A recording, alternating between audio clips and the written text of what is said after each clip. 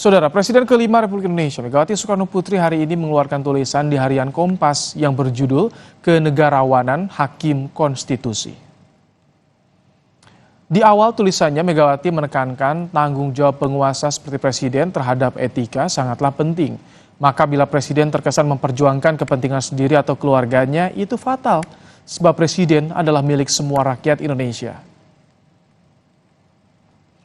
Mega juga tekankan Pilpres 2024 merupakan puncak evolusi, kecurangan terstruktur, sistematis, dan masif, ditambah motif nepotisme yang mendorong penyalahgunaan kekuasaan Presiden.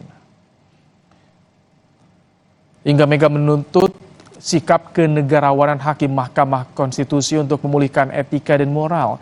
Karena tanpa itu Mahkamah Konstitusi hanya menjadi jalan pembenaran bagi sengketa pemilu yang orientasinya hanya pada hasil tanpa melihat secara jernih bagaimana keseluruhan dan input dari proses pemilu.